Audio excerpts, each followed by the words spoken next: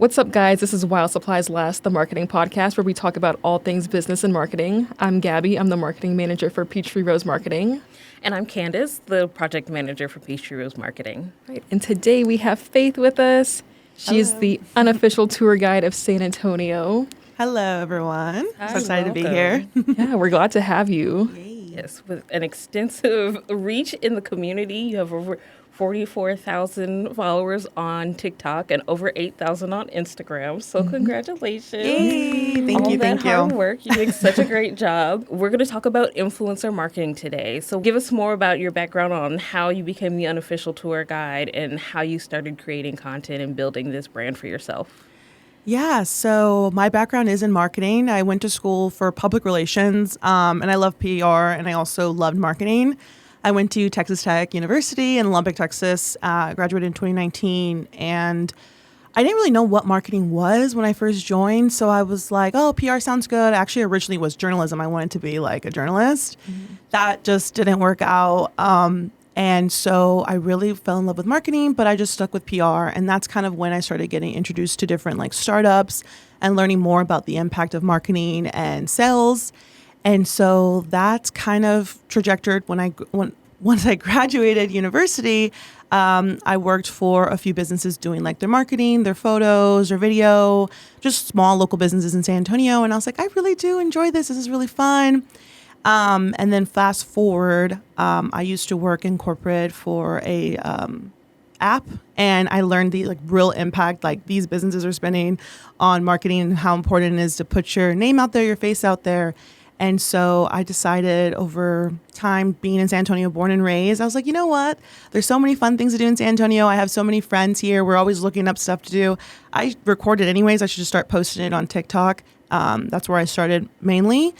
And I had a really hard time one summer. I think it was 2023. And I needed a creative outlet. I needed something to do. I was working in real estate and it was stressful with my clients, with work. And I was like, you know what? I needed something to do. So I started posting these videos that I made on TikTok and started to get a little bit of traction. And I was like, oh, this is fun. I'm learning a lot about a new app. And that's kind of how the Unofficial Tour Guide started. The name kind of came out of nowhere. It wasn't like I strategically planned. I don't know where it came from. It was just something that I thought of. And I was like, this is kind of fun. And so I kind of just kept going with that and trying to showcase the city of San Antonio, things to do here in San Antonio. And so people can have fun on their phones and stuff. But I also want people to like go do these experiences and make those memories with their friends and loved ones. Nice. Awesome. Yeah, so I know you've been posting for a while. Yeah. At what point did you start to see like steady growth and you're kind of figured out, oh, like I'm an influencer, and you started to like shift the way you post? I don't know. I feel like sometimes I don't know if I've ever had like a point that was like I'm an influencer or anything like that. And I still really don't feel like an influencer per se. I feel like I'm just sharing these experiences and I want people to have those experiences as well. And I feel that I don't know. I'm trying to think of like a point that I was like, this is the point. But I think when I started getting reached out by businesses that I would frequent and building those relationships with people that own those businesses, because they're all local businesses in San Antonio, I started to realize like, wow, like people are seeing these videos that I make in my house and they are going to those experiences and they're impacting these businesses. One specific instance that I had was there's this small restaurant that I go to that's in my neighborhood. And I went randomly, sweatpants on a Friday after work, whatever. And the kid who kind of works the shop too, it's like a family-owned businesses, but they have their family work there as well. He was like, wait, you made a video about us on TikTok and like we got so much business from that and thank you, and like threw in some like egg rolls or something. And I was just like, wow, like these are impacting these family-owned businesses here in San Antonio. And I think it's important that we put in money and support into our local community because that only makes the just community in general better. And I just had like that moment where I was like, wow, like this is impacting families and businesses that are, have been around for either generations or are just trying to get started and make an impact. So that's kind of that point for me that I was like, wow, this is like a thing.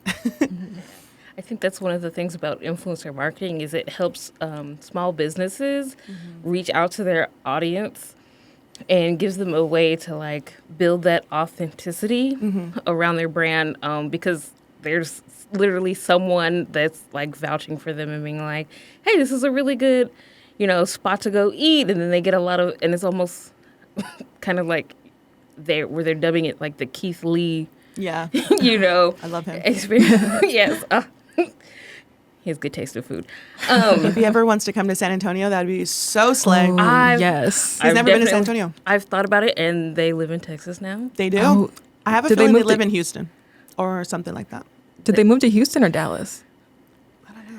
They're So one very of the vague two. on it, but They won't say. But Okay. they literally just were at Toby and Fat's wedding. If you know who that Oh. is, I didn't know they were Where do friends. they live? They live in Dallas. Oh, no, they live in Houston. Yeah, I think it was in Houston. The problem is like he could live in like a farm in Austin and like easily drive over. It's hard to say with like True. people with the Texas. Yes, but being that close, like Yeah.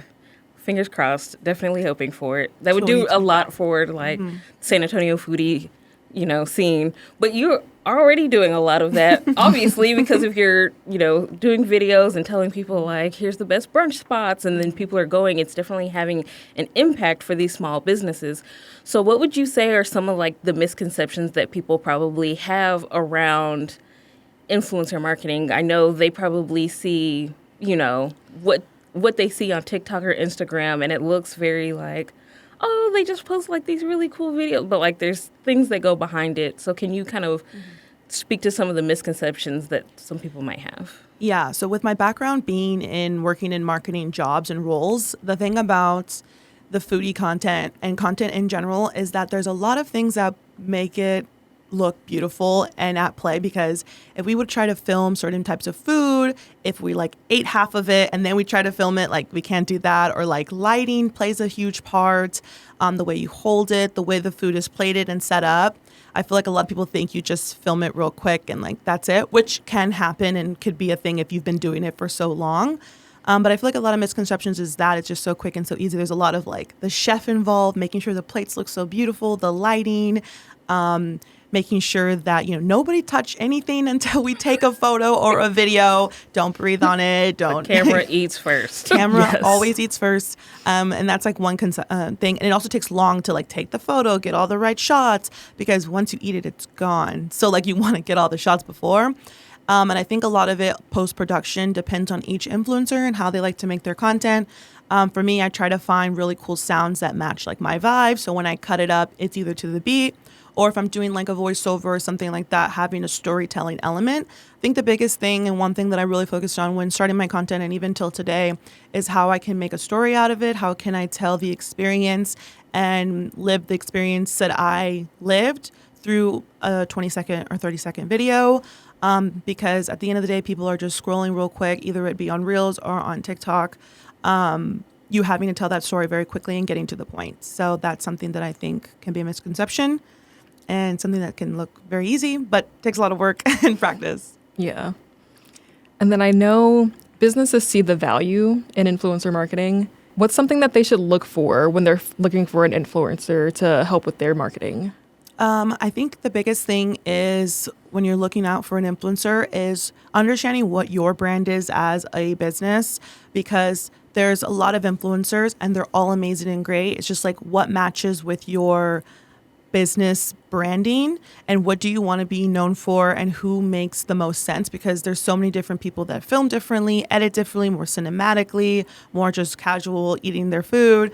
I think that's the biggest thing. And then when you're looking for them, I would suggest looking through hashtags and specific hashtags. That's like one of the biggest tips too if you are becoming a content creator, is using specific hashtags, because as someone that's been on the back end, that's how I find people, through specific hashtags, tagging location, geotags, and looking through that content creator stories. How often do they post? Do they post frequently?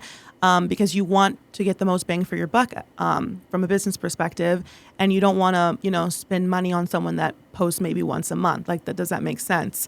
So it needs to hit all the sweet spots of consistent content creator, branding matches, messaging matches, and it just reaching out and seeing if they want to work with you. I feel like reaching out to a few influencers and seeing who could be the best with whatever deliverables you have would be a good start, and then kind of going from there.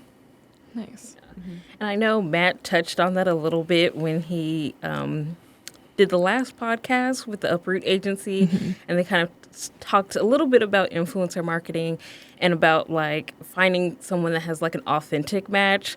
You're obviously not going to want to pick somebody that like they would never use your product. They wouldn't, someone that actually genuinely is about your brand and can tell the story of the brand and it not feel disingenuine. Yeah, so a lot of the businesses that I have worked with, that's my biggest thing is like, would I use this product? Would I go to the place myself, spend my own personal money? Because at the end of the day, people are spending money on this product and you want to be authentic to your audience.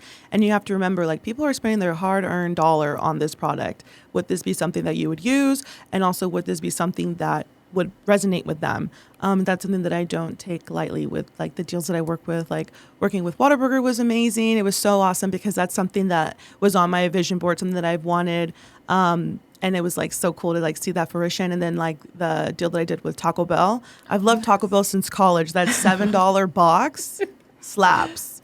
And so to go to New York with them was amazing. And to do the whole thing, I was like, this is a dream. Like, I love Taco Bell. So those are kind of like those deals that, were like super authentic, and I loved them so much. Oh, that's amazing. I want to hear more about the Taco Bell trip. Yeah, so Taco Bell did a Crunch Wrap remix with one of the chefs here in San Antonio, Jen. She owns Best Quality Daughter, which, by the way, Best Quality Daughter also slaps. That's I've been going there forever. I went there for like Galentine's. It's such a cool restaurant. So such good food. I have lots of videos of it on my page. And so she did like a remix of it, and there were two other chefs that were there. And so that was cool to see like her do her own remix, represent San Antonio. And I've never been to New York City, and that's actually was on my vision board. I was like, I kind of want to go to New York City at some point. Don't know how that trip's going to play out. And so the fact that I was able to go with the brand was really cool. And New York was so much fun. It's so much energy, lots of things happening. You can learn a lot. And I definitely met like some serious content creators. Like, I was the smallest one there. Everybody was like over 100,000 followers on everything, or closer to like 1 million. And so it was cool to see them like serious content creators with big old cameras and like learning how they film and how they take the shots. I'm like, wow, this was such a cool learning experience and such a cool work experience that never will take for granted. I'm so grateful for like that trip. Yeah, no, that sounds amazing. It was super fun. So what kind of strategies have you implemented that help you like stay consistent, keep engagement up, and like keep a loyal fan base? Yeah, so my strategy is I try to plan my months out of content, because I feel like once you're in the mix of everything with events, things happening, like it was the holidays right now, there's so much going on. And at least if I have like an idea of where my content's going, I try to post 2 times on TikTok every day, Monday through Friday, and then once a day on Instagram, Monday through Friday. I take the weekends off to either shoot content, to have like those experiences, like different restaurants or whatever, and then Monday through Friday, like posting that content. So one thing I try to do is work backwards. It's like, that's my goal. How can I achieve that? And like scheduling out my day into that plan, or how I could do that, make that happen. And so with being consistent is like, sometimes if I have a free second, I'll just cut up a video real quick or import it into my CapCut, which is what I use for editing, or the TikTok app, but mostly CapCut.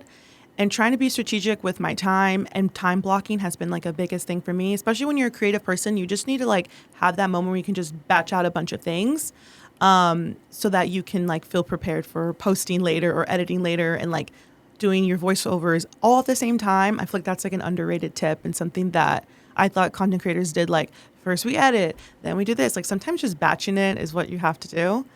Another strategy that I have is spending some time on the app. Not too much, because then you can kind of get that creative burnout, but just enough where you can get those trending sounds, see what's going on. And at the end of the day, like, just try to make your content 1% better. Like, you're never going to be like perfect in 24 hours, like just a little bit better. And then over the year, you see how much progress you have made, because this was my first year in October doing content, and there's like so much progress that has happened, and so much that has happened that I'm like, wow, just by doing a little bit better each video. Yeah, sometimes whenever you're working, like whether it's creative or not, just working in little like batches, like you said, definitely helps. I feel like it helps you be more productive also and get more done. Yeah, and I try not to like switch tasks. Like if I'm working on my part-time job, I try to focus on that, and then okay, unofficial tour guide, this is the blocking for that. And not beating yourself up too if like things don't happen. Like I'll write my to-do list on a whiteboard, what I'm posting today on TikTok, what I'm posting today on Instagram, categorize it, and then if it happens, cool. If not, let's move it to tomorrow. We'll work on that tomorrow. Like you can't beat yourself up about it, especially if you're having like a full-time job and a 9 to 5. Like it can be hard. But also like if this is something that you're super passionate about and you want to do, don't feel like it can't happen, because I'm still not exactly where I want to be, but I definitely see the progress of my hard work over the year that I've been focusing on Unofficial Tour Guide. So, what are some tips that you can help give other creators to, I guess, grow their platforms? Yeah, some other tips I could give is, what can you make content about every single day and not get any views, but still be excited about creating that content? Because that's exactly what's going to happen sometimes. Like, I feel like we see a lot of people like blow up overnight or blow up in 6 months, which happens. But that also is not reality for everyone. So if you can make content of something consistently and you don't care if it gets 0 views, 1,000 views, or 100,000 views, you still would create that content. And that's a good starting point. Things to do in San Antonio, that's something that I would do with my friends all the time. We're always looking for places to go. I love curating experiences, hosting. I love foodie content. I went to like a week-long culinary school for the CIA, like a little workshop. That was really fun. Because I actually, when I was just graduated college, like fresh out of college, I used to intern for a food blogger. She doesn't do it anymore, but that's kind of where I learned, like, Instagram was like OG. It was like barely any filters. There was no reels. There was none of that. So I would write blog posts for her. I don't like writing. It's not my thing, but I would do it just for like the fun. And we would constantly be making content about things to do, places to go, coffee shops, and I loved it. And I've always wanted to do my own thing, but I never knew what that looked like. And kind of falling into the short form video is kind of what had happened. But my biggest thing is figuring out what you can consistently make content out of, and then play with things. Maybe one day you do a trending sound, maybe one day you do a voiceover or a talking head video. Because my talking head videos, I feel like, are pretty popular, but like that was just a random idea that I had, and using my creative juices to like just have fun with it. I feel like sometimes we get lost in like strategy and business, when those are all very important things because we need to make an income. But we also need to have fun and be creative, and you never know what can come out of it. Like Unofficial Tour Guide, that whole thing, I don't even know where that came from. I think about it because I get asked that. I'm like, no idea. It just kind of came to me in like a creative moment. And so that's why I want to push creative moments and thinking about strategy, but not letting it run your creativity in you. Yeah. Honestly, I feel like some of the best like brand names come randomly.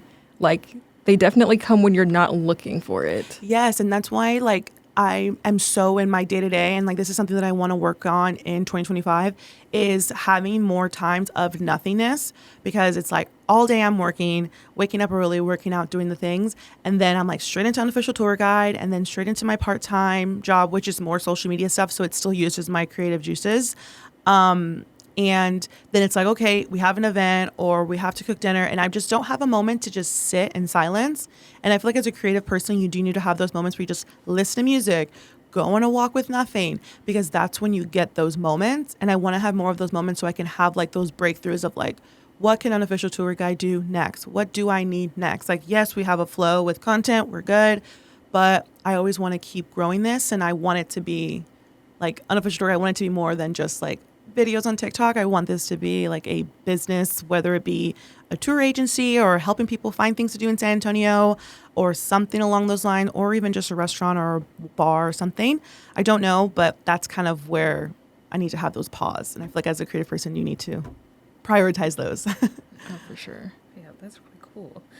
Because I know like it's cold, so can't do it right now. Yeah. But like definitely in the summertime, she knows, I'm like, oh, I'm going to go swim. And that's kind of like my time where I'm like when you're under the water and it's like, yeah, all the noise is gone, I feel like that's when I have a lot of like clear thoughts, or I have like aha moments, and I'm like, oh, that would be such a great idea. It's always a good idea to like separate yourself from what's actually in front of you, and it helps build like some of that creativity up, and you come up with some really good ideas when you do that. You do. And you're in the elements. I'm like a little bit of like a woo-woo person.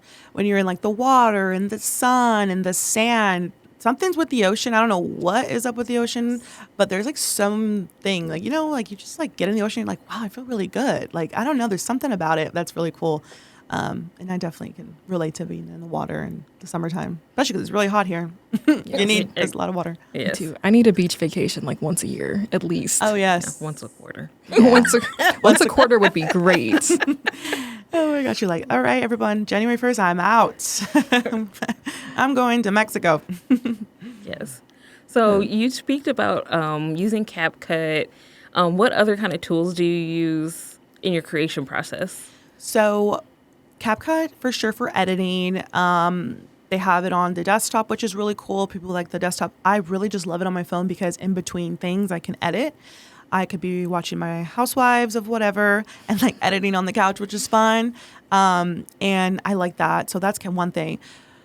As far as I also use a TikTok app a little bit for like the captions and things. That's just like infiltrated into the app, which I like. I don't use anything fancy for captions or anything.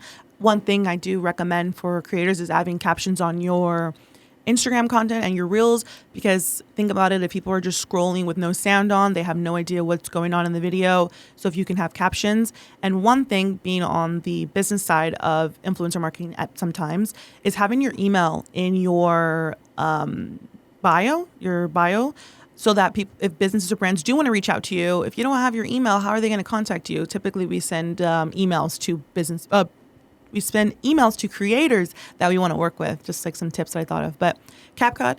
And then for planning my content, I love Google Cal. I'll put like what I'm posting on my Google Cal, and then Notion to kind of like brain dump the ideas and like link the things that I'm talking about. So right now it's a holiday season. So like if there's a holiday market going on, I will write out like what I want to say about the holiday market, like details, because it's like, where is it? The time? Is there tickets or not tickets? So I use Notion to like script out videos, but I think that's pretty much it. I film off of my iPhone. Don't know which phone it is. It's iPhone 16 or 15. I don't even know. And then I recently got a DJI Pocket 3. So I'm wanting to elevate that content for vlogs that I do, or for businesses that reach out to work with me, wanting to like master that high definition content. Yeah, I've been seeing a lot of creators use the DJI recently. Yeah. It's nice because it's really small. It's cute. I'm still learning it. Like that's what I was talking about, like the color grading thing. I don't even know. If anybody has tips, let me know. But like, it's a little weird because I'm so used to my phone. Like filming off of your phone is so easy because you can easily just pull it out and let's film, and then okay, that's it. But the camera, I have to get it out of the case and all the things. So I use that a lot for like slower days where it's not like an event where it's like timed. It's like a slower day where it's a vlog.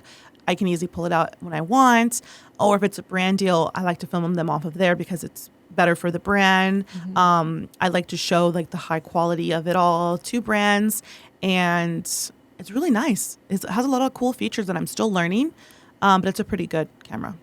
Yeah, nice. And it's cool that you mentioned that, like, it's always a continuous learning process. Like, even though you have like your set tools that you use, like you're still expanding and learning how to use other tools. Mm-hmm. And it's really good information for like small businesses or other inspiring content creators. Like you can start small and like build your way up to using some of these larger tools or more known tools that everyone is always like, oh, this is such like, you can start small and then kind of learn it as you go. Mm-hmm. I think you should start using exactly what you have for at least the first 6 months to a year and see if you even like content creation and creating content, and consistently, not like once a month, like consistently, because there's a lot of work that goes into it. And I feel like I have been loving creating content since I was like 12 or 13 on like YouTube, making YouTube video, music videos or whatever.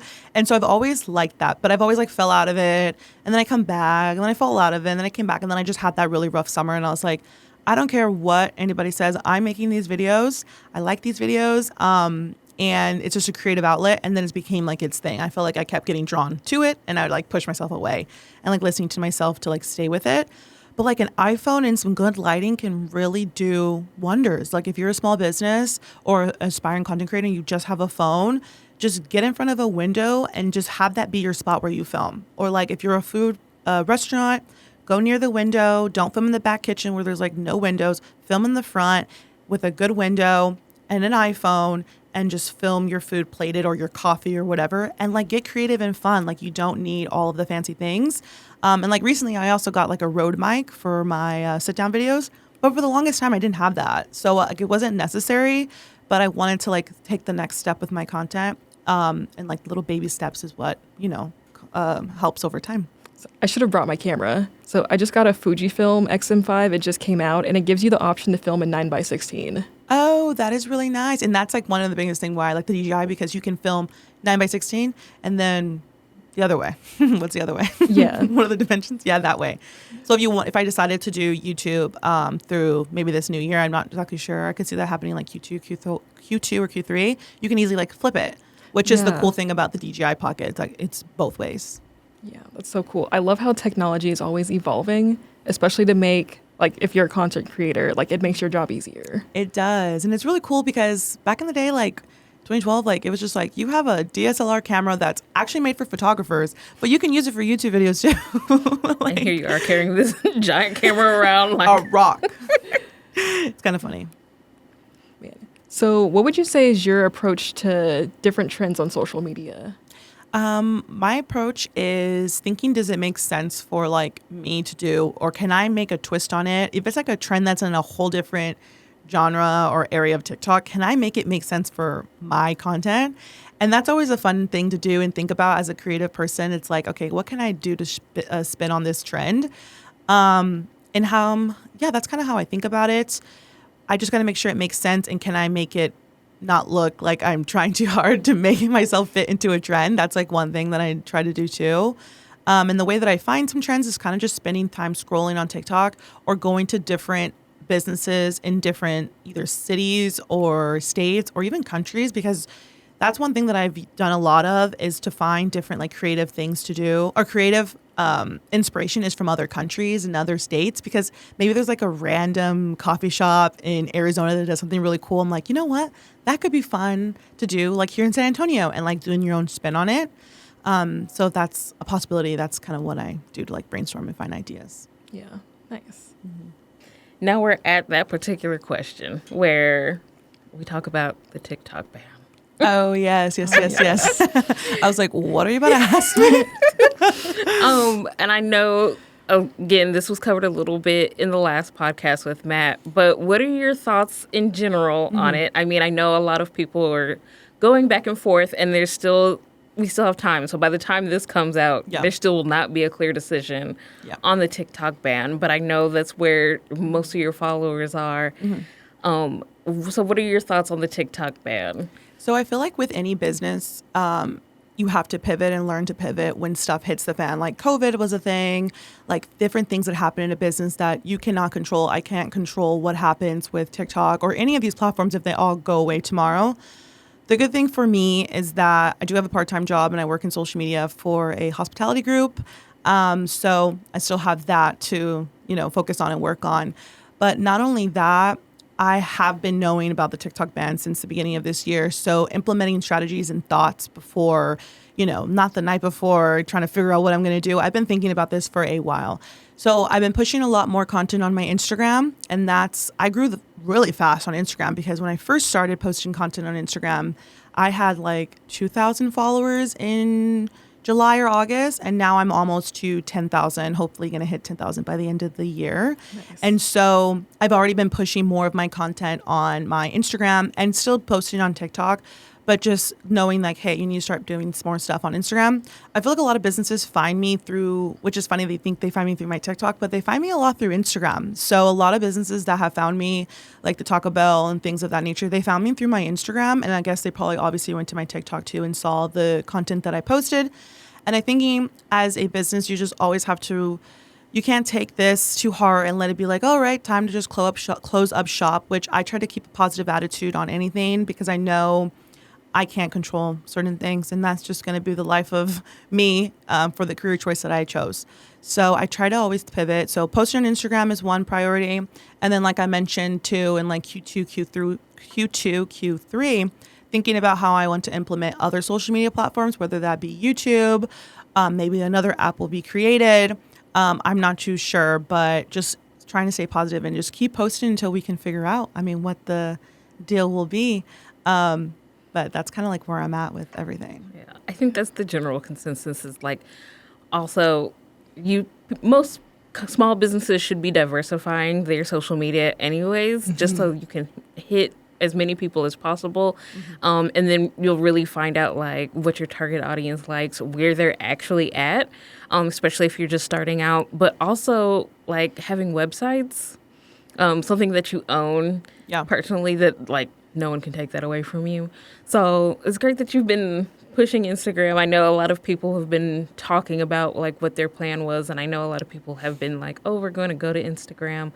We'll see. Honestly, I don't think it's going to get banned. And even if it does, from some of the stuff that I've seen, we'll still have access to it. It's just going to be one of those things where it kind of trickles off. And then obviously there are going to be other apps that come up, just like with, Twitter. A lot of different apps popped up where people were like, well, I'm going to move over to, I think it's like called Blue Sky. Yeah, there's Threads. Yeah, Threads. So there's going to be a lot of different platforms for people to use. So just kind of taking some of the strategies and implementations, definitely people might also want to start thinking about like downloading some of their like top content. I would definitely recommend that. Yeah, so you can use it on other platforms. And that's something that I do just before the TikTok ban situation was my top videos. I always move them over to Instagram and see how they perform, because you never know how that video may perform on Instagram, or also even videos that you just really personally like that just didn't do as well on TikTok. 2 different algorithms posted on Instagram as well. I would recommend, if you're going to download it though, make sure the TikTok logo is not there just so that it looks like an authentic Instagram post. But that's something that I definitely recommend. And as a business, you need to diversify of your social media platforms. Just because if something happens to one app, you always have like a backup, and you're growing on 2 different apps simultaneously. So like you can have that going on. And then, the TikTok ban, I don't know. It's just really unfortunate, and hopefully it doesn't, because there's so many small businesses that are on there that like get sales, serious sales, do the lives of them selling their product, which Instagram does not have that feature. And maybe with the TikTok ban, if it does move forward, they'll like implement that, because that's like a really big thing, like people selling on like live or whatever. Yeah. And I just love a TikTok live. Like, it's just so fun. There's a lot of people that I watch that just do TikTok lives. And I'm like, kind of like that. Like, you could never do that on Instagram. Instagram's different. Yeah. And I mean, they implement a lot of stuff from other platforms all the time. One of the things that they've started, I don't know if you've tried it, the trial reels. Yes. I heard about that. I saw that. What is that? So the trial reels you can pretty much post a reel. It won't get posted to your page, and it'll send it out. That way you can kind of do like a A/B testing of your reels to find out like which one performs better, and then decide if you want to actually post it to like your grid. Oh, kind of like that. I should try that this week. Yeah. That sounds like fun. I haven't tried it yet, but that was something I was like, oh, I think that's something that we should probably look into and implement on some of like, especially for ads, like organic ads. If you wanted to do like an organic post, like of something, you can do 2 different types of reels, 2 different, and not have to like decide before you pay, like for that money. Paid advertising. Yes, especially for small businesses, that would help them out a lot. Yeah. TikTok ban's unfortunate, but at the end of the day, I mean, it's just so unfortunate, just so sad. But we'll see what happens. Yeah. So I know you talked about like moving over like your top like performing videos. Have you seen or what was the difference that you've seen as far as like views and engagement? It's so hard to say, because sometimes I post a video and I just like, it's low effort editing, it's low effort everything, and it just blows up on TikTok. And then I'm like, or I do like a video that didn't do too well on TikTok, but it does so well on Instagram. So that's why I'm like, just be throwing stuff at the wall at this point, because it's hard to say like this will do great, this will do not great. Like I don't. There's no like. There was nothing very different about the video. Like one was low effort, or one was really really thought out, and then could do really good on TikTok, really do bad on Instagram, or vice versa. So I really don't have a strategy with that. It's kind of just like a feeling that I feel like, would this resonate good on Instagram? Is this a shareable content? I think the reason why my page grows a lot is because of the shareable content. And that's one thing if you're a business owner thinking about how can someone share this with a friend if they're going to come to your coffee shop or if they're going to come to your store to shop, making content in the back of your mind thinking like, how can this be shareable? Because I can see like the shares that my content gets and they do pretty well. So I'm thinking that's maybe what boosts my videos. So that's something that I think of when I'm pulling content from TikTok to Instagram. Yeah. Have you ever tried to like take one of those videos and like tweak it slightly? No, I have not. Only because of the thought of re-editing it when I've already posted it. I just download it fully and then I'm like moving it on to Instagram and then I just maybe keep the caption the same or maybe add a little bit more detail. One thing though I do just from like a content creator perspective is I tag all the brands that I mention or go to just so they can see the content too, because you never know like if they're thinking of doing a campaign or something like that, like you're top of mind or you start to build relationship with that business. So they're like, oh, hey, like I saw your video about us. I loved it. Like, starting to build those relationships in the city so that, if they're ever doing an influencer campaign, you're top of mind because you've already mentioned them organically and it's already a perfect fit. Yeah. Nice. So you say some of them have been low effort and you make content that is shareable. Mm-hmm. And that's one of the things that small businesses should look at is having content that is shareable. What are some of the other like tips that you would give small businesses about their content? Or have you seen anything that you're like, they shouldn't be doing these things on social media? Let's see. Something that comes to mind is making sure the videos that they film are just not high quality, but they are just like, we can see what's going on in the video. I feel like sometimes small businesses think like, this was an awesome video. Like we spent so much time doing it, but it's like, as a consumer, we have no idea what's going on in the video, whether it be the product is in bad lighting or the video, like your lens, you need to clean off your lens. Those are one things I would think about. And then also just playing around with trends and having like, a scattered approach of what you post. Like what I mean by that is like maybe it's a video, maybe it's like a picture of the food and then it's like a fun reel, like a trendy reel. Having like that back and forth where it's not like every single post is like come stop by.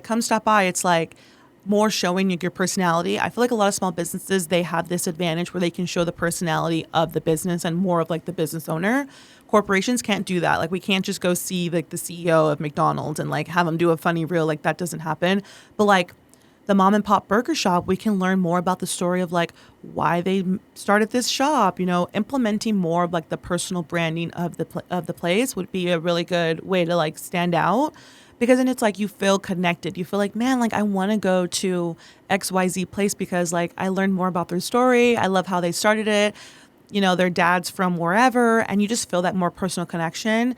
Because that's one thing like small businesses have, they can play on that rather than like corporations. They can't, like, McDonald's or Wendy's or whatever the case may be. So that's something I would think about. And then just obviously you're not going to get the best views, especially businesses. I feel like business accounts never get like all these views sometimes. It's like a lot of effort at first. But even just being reminded like, hey, this place is open. Hey, that looks good. Like being able to just remember that you're around is good too, because sometimes I forget about businesses. And I'm like, wait, that place is good. I should save it and go there on Friday, like something like that. Yeah, that's kind of where my thoughts are for that. Yeah. It's interesting that you would mention that because I was thinking about that before. A lot of stuff I've seen in 2024, and I think it's going to move into 2025, is the smaller brands actually utilizing employees almost as characters in their social media. And I know it's been beneficial to a lot of brands out there that basically you kind of get to know everybody on the team. And people are then excited to watch the videos because they're excited to like see when the different persons that they resonate with in the video, like, oh, and so they're keeping up with your content. They're keeping up with your brand. They're more likely to follow you. And then also You did discuss a lot. I'm like, there was something else that I wanted to mention that we talked about just now. See, I knew it. I knew it was going to come to the top of my head. We were talking about sounds, trending sounds. Oh, yeah.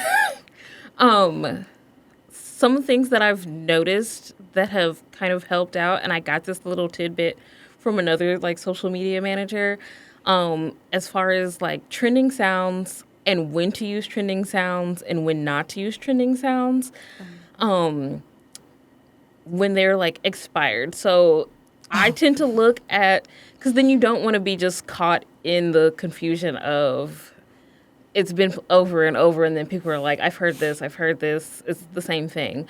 So I tend to, when I look at trending sounds, kind of stick to under 30K, like if it's been used under 30K, but it's a trending sound. Mm-hmm. And a lot of times those videos do extremely well compared to like, if I'm like, oh, I mean, sometimes I do use them because I'm like, I'm excited for this sound and I really want to use it. But the ones that I find that do well for reach are the ones that are under 30K. Do you have any kind of like strategies where there's certain ways that you pick the type of content that you're going to create based on how well you think it's going to do? Yeah, so that's a really good tip for the trending sounds, because like it gets to a point where TikTok or Instagram is like pushing that specific sound. So that's a good way to reach a lot of people. It's a fun trending sound. You could be on top of the trend. And that's why I think it's important to like spend some time on the app, so you can see like what's trending, what's not. And like going into different niches is kind of like a good tip too. So you can see what's going on in different niches. And if there's a trend in that niche, maybe in a creative way, you can like spin it in your own and be like the first to do it, which could help you with your reach. But as far as like, what were you meaning? Like, is there some strategy that I use with my trending sound that I pick, or with trending sounds or any kind of trends that you decide that you're going to do because you know that it's going to do well? I don't have like a full on like a thought process through the trending sound thing. It's more of just like, am I able to implement this in a non-chuggy, I don't even know if people use that word anymore, but like in a non-chuggy way? Because I feel like sometimes with trends, it can feel like, okay, you're trying way too hard with this trend. Or it could be like, wow, this is like a really cool trend that I love. And I'm trying to think of the most recent trend that I saw. I don't know of any other there's like a sound, and I don't want to try to like mimic the sound and like be really annoying. But there was one trending sound that I was like, this is so cool. And it felt like an authentic sound because it was like just very fast clips. So I was like, oh, this is easy for me to use my San Antonio clips to like implement, right? So that was like a perfect fit. But if it's like a sound that's like kind of weird, or maybe me talking that doesn't make any sense, I'm like, yeah, maybe I'll just pass on that. Let somebody else do it. But that's kind of like my thought process is like, can I authentically use this sound with clips that I already have, to make it like another cool like video for my feed. Mm-hmm. Have you ever like created any content and then been like, scrap that? Yes, I have.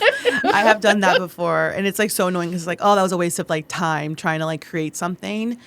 So definitely have done that before. And then also, like, as we were talking about like clips and stuff, one thing that I recommend content creators to do is like, I'm not going out every single day to like get these food videos. I will reuse a clip. Like, I love like categorizing clips, like, okay, this is from this time, this is from Christmas, this is from 4th of July, or whatever the case may be.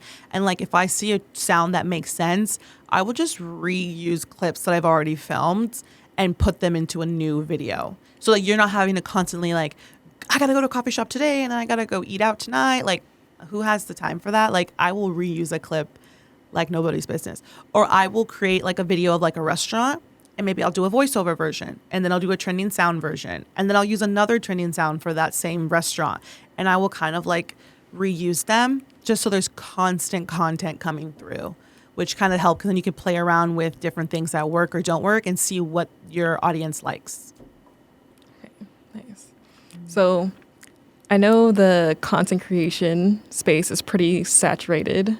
What do you do to separate yourself or just kind of make your content different than everything else that's out there? Yeah. So one thing I think is like the branding of it all. Like, I didn't want to be just like another San Antonio foodie and like whatever. which there's nothing wrong with that. But I really wanted, like, I was foreseeing like this being like a career and thing that I really, really want to do because I really, really enjoy it. And I love meeting like people like you guys at like events and stuff, and then meeting different business owners, which has been really cool. And I think having like a brand, and I hate to say that like in a like a, oh, start a brand, whatever, but like unofficial tour guide, like I will be out doing stuff. People are like unofficial tour guide. And it's just like kind of funny because it's just like something that I randomly came up with, and having that brand so people know like when people come to my content, they know what to expect. They know what my vibe is and what I like to do. And like, we could be just besties grabbing coffee. Like they like those experiences and those curated experiences that I've shared on my page. I think that's the biggest thing, because there is a saturated market. There's so many people doing, all things, but having that brand and like unofficial tour guide and having my own digital guides, and sharing them on my own website, which is really nice. Like people know like this is the unofficial tour guide.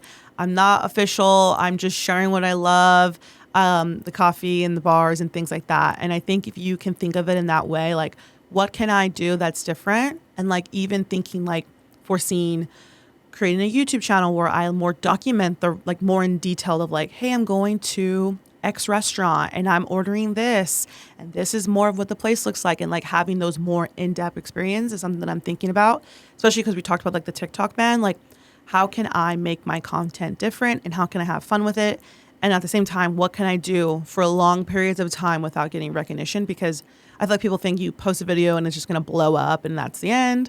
But like, it's been a journey of getting here. And even before I started like being like, no, I want to do this content. Like I wasn't really a fan of San Antonio. Like I wanted to go get my degree, go to Austin. I wanted to work in marketing. I wanted to move to New York. And like the fact that I'm here in San Antonio, I was just like, well, let's just have fun and romanticize the city because there's so much here. And being born and raised here, the city has grown so much. And there's so many different like businesses and chefs and people that are wanting to come here. And I'm like, wow, like, because I work in real estate. I used to work in real estate. So I would see the front line of people coming and moving here. I'm like, why are you like moving here? Like, what? Like, that makes no sense to me. They're like, I love it. I love it. And that's kind of, I didn't mention this, but that's kind of where the unofficial tour guide kind of started. Was I was showing these houses downtown San Antonio, and I would be like, oh, there's this coffee shop, or there's this restaurant, or this brunch spot. They're like, wow, like you are like giving us these curated experiences and like showing the historic homes and giving you the history top to bottom of like the house and all the things. And then I was like, you know what? I should start sharing this online so I can reach not just you, like one person. I can reach lots of different people. And so that's kind of where that got started from, of me posting. I was going through a hard time, and like it was just like a whole thing that summer. And yeah, that's kind of, we went off on a little bit of a tangent, but that's kind of that story. Yeah, no, that's good. Yeah. Yeah. So I guess that's one of the unique things about your content, is how it's so about San Antonio. And you mentioned this a little bit, but can you go just a little bit in depth on why you think San Antonio is like a great place to create content, or like how you draw from the city to make the content? Yeah. So I always believe in like this, the way your life, like sometimes the way we see things, it's like kind of the way, like it's only your perspective, right? Because at first I really didn't enjoy it. I was like, oh, like San Antonio, like it's cool and all. And then I was in real estate and I could see people keep talking about the city. And I'm always like, whatever, like cool, like, yeah, it's awesome. And plus, the thing is, I'm born and raised here. So when you're born and raised somewhere, you always are like, oh, yeah, that's whatever. Like, you're just kind of over it. And then I started to think about it during just like a walk or something. I'm like, wow, like the city is so cool. Like I was on the Riverwalk and I'm like, wow, people are like really traveling here. I started getting to more of like the real estate of it all and seeing just like the history of the homes and the history of the city. Started going to more museums in San Antonio and just experiencing the city as an adult rather than like, your annoying teenage kid. And so I was like, wow, like the city is awesome. There's so many cool restaurants. I started to go into more restaurants as I got older. And I'm like, wow, like this city is so awesome. And I started to become like, I would start to romanticize the city more and like understand like, wow, this is really awesome. And then that's kind of like that's kind of what me and my friends would do for fun, was like try new restaurants, go to different places. And that's kind of what made me more appreciate the city, because you would go and have like these awesome experiences at these restaurants. And I'm just like, wow, like this is so much fun.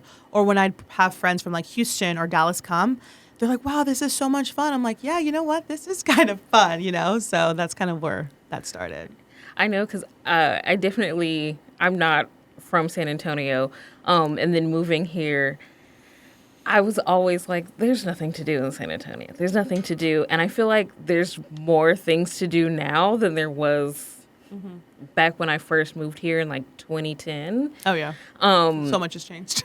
But it's the way that you're able to like showcase all the stuff there is to do.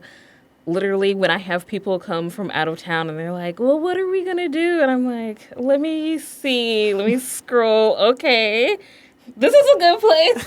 Like, I'm literally looking for like stuff to entertain people. And I'm like, she says it's good, it's good. We're going to go. And that's kind of what It's been very started that. helpful. And that's kind of what started the things to do this weekend in San Antonio was people would be like, I'm coming this weekend. And I'm like, you know what? That would be kind of a fun series that I can start that people can expect every Thursday afternoon. I'm going to post things to do this weekend in San Antonio. And it's Friday, Saturday, Sunday. It's like 3 or 4 things that I just really think would be fun. And I post that every Thursday just so people who are visiting San Antonio are coming. Like this holiday has been crazy of things to do in the city. And I try to showcase, like, even if you are a local here, my content is not just for tourists, it's for locals as well. So I want locals to appreciate, the local bar that's having a pop-up. Like right now, Elsewhere is having like a Grinch miss type of thing. And I just think that is like so fun and so awesome. And so just showcasing the little things, like whether you're a local or a tourist coming to visit, it's fun for everyone. And I don't know, it definitely probably helps that the first thing, because people are using social media as search engines almost. So as soon as they type in things to do in San Antonio, you pop up. Yes, I do. I do pop up, which is kind of good for brands to find me and for different tours. Like I did the rock and roll half marathon, and that was really cool to people like, oh my God, I follow you on TikTok, or oh my God, I saw you running the half marathon. So that was really fun to see people in real life because I'm like by myself. Like I don't have a team or anything like that. That would be really cool to have someone to help with the editing and stuff. But to have those in-person interactions is really fun. Yeah. You did share some success stories already from your Taco Bell trip. Yep. And did you have any other stories that you want to tell about, like collaborations that you've done with brands? Yeah, let's see. The Taco Bell one was definitely super fun and so cool. And like, I think that was like a really pivoting moment for me. I mean, we kind of talked about it a little bit, but just seeing like content creators that are like from New York City, like one of the biggest cities, and these big old cameras. I'm like, oh my God, like this is serious. Like this is a production. Because I don't really see that, like, here in San Antonio, people with like these big, I feel like I'm with my DJI pocket little thing. It looks like a little water bottle. And they're like, what is that? So to see these big cameras is so cool. But I think just being able to see my videos help small businesses, I think is the biggest thing and the best thing, because I make these videos of places that I go to naturally, organically. And, it's just fun for me to just shout out different things that are happening and for people to be like, I went there. It was amazing. It was such a great experience. And like to have that is like, wow, like I have good taste. Like, like to have, and these are all local businesses in San Antonio that are benefiting and getting that business. And sometimes they're not good with social, or they don't know, or they don't have the time or the budget to spend. So to be able to help them and drive traffic to them has been like super rewarding and kind of cool to see. And also to build relationships from businesses that I've mentioned, like the owners, to meet them. That's also been really cool too. So 2024 is coming to a close, and 2025 is in about 2 weeks. What would you say are some goals that you have for 2025, or any plans that you might be working on? Yeah, so for 2025, I'm excited. I'm curious to see what happens with the TikTok, because that will pivot a few things. But one goal that I do have is I really want to hit 100,000 on TikTok. And if TikTok goes away, then 100,000 on Instagram, or like 50,000 on Instagram is like more like one of my goals. But 100,000 is like, oh, cool, that could happen too. So that's something I want to do. I really want to work with more businesses in San Antonio, and be able to do more do more things now that I know how this works, how the flow of the year, because this would have been this past October was a full year of doing it. So now I know, like, okay, this is kind of happens during this month. This is what goes on. Like Fiesta's coming up, then this summer, and then it's holiday. Like kind of how that flow goes through the quarters. Because at first I was just like, oh wow, it's fall. Oh, now it's Christmas, and like all the things. And another goal that I have is to do more with my digital guide. I really, really love that. That was really fun to create, like have my own, not my own physical product, but my own digital product. And that was really cool. And to have people have that experience with the digital guide. They're like, wow, this was so much fun. And I want to do more with that and just seeing what 2025 brings me. That's kind of like where I'm at with it. And yeah, that's kind of some top of mind goals that I have. Yeah. Do you ever see yourself expanding into like another city or like expanding throughout Texas? Yeah, unofficial tour guide, that could be really cool to have it be like, that's why I say unofficial tour guide, not unofficial tour guide San Antonio. Ideally, it would be really cool to have it be like unofficial tour guide Dallas, Austin, Miami, like different places. That could be really cool. For right now, though, San Antonio is like the main thing. I also could see it being something that is more physical, whether it be like my own restaurant, wine bar, something cool. That's something that I'm really interested in. Not anytime soon. That's like, like okay, let's get this going and seeing where things go with like the influencer space, because I do foresee wanting to do more, not just be like the influencer content creator, like more of like the business, because I love business and I think it's really fun and cool.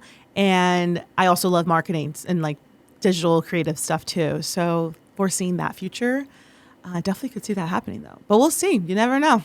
Yeah, no, that's exciting. The options are endless. Options are endless. And I'm still super young. I'm like 27. So I'm like, we'll see where life takes me.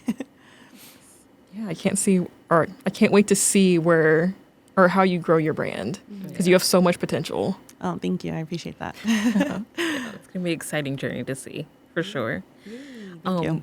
Where can they find you right now, though? Unofficial Tour Guide is my Instagram and my TikTok. On Instagram, though, it's the Unofficial Tour Guide with 2 E's at the end, but it should pop up, and then Unofficial Tour Guide on TikTok. And then unofficialtourguide.com is my website where you can get the digital guides. Right now we just have the volume 1, but throughout this whole new year, I want to create more guides, Valentine's, more coffee shops, more specific guides for different things. Fiesta. I know we're in December, but Fiesta will be here before you know it. Yeah, that's where you can find me. Nice. Well, that wraps up this episode. This is actually our last episode for the year, so we're so excited that Faith was able to come on with us. Yes, thank you so much. I'm excited to be here. It was fun. Yes, we had a lot of fun talking to you and talking about influencer marketing.